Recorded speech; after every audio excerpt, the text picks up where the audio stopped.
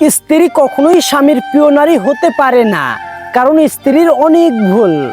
বেশিরভাগ লোককেই যদি প্রশ্ন করা হয় আপনার জীবনের সবচেয়ে প্রিয় নারীকে, স্বাভাবিকভাবেই প্রায়জন উত্তর দিবে মা, কেউ বলবে মেয়ে, কেউ বলবে বোন, কেউ বা বলবে নানি, কারণ সে তাকে কোলে পিঠে করে মানুষ করেছে। এমন অনেকগুলো সম্পর্কের কথা উঠে আসে। খুব অবাক লাগে, একজন মানুষও উত্তর দেয় না তার জীবনের প্রিয় নারী হচ্ছে তার বউ। দিলেও হাতে গোনা খুবই অল্প মানুষ। আসলে বাঙালি জাতিরই সমস্যা, বউকে ভালোবাসি বললে মান সম্মান চলে যাবে, লোকে বউ পাগল বলবে, মাথা নিচু হয়ে যাবে।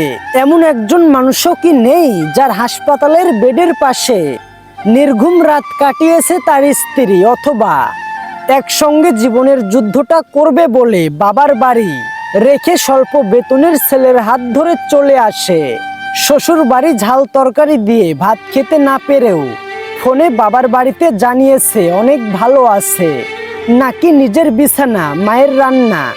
জন্মের পরের বাড়িটা ফেলে আসা অনেক সহজ, যার কারণে বউ কখনোই কারো প্রিয় নারী হবার যোগ্যতা রাখে না। যে মেয়েটা সরাসরি স্বামী, সংসার, সন্তান নিয়ে পড়ে থাকে অথবা নিজের দিকে খেয়াল রাখতেও ভুলে যায়, সে কখনোই প্রিয় স্ত্রী হতে পারে না, প্রিয় মানুষ হতে পারে না, হতে পারে না প্রিয় বউ, হতে পারে না। এটাই হলো মেয়েদের জীবন। একটা কথা সবসময় মনে রাখবেন, স্ত্রীকে খুশি করতে বেশি কিছু লাগে না।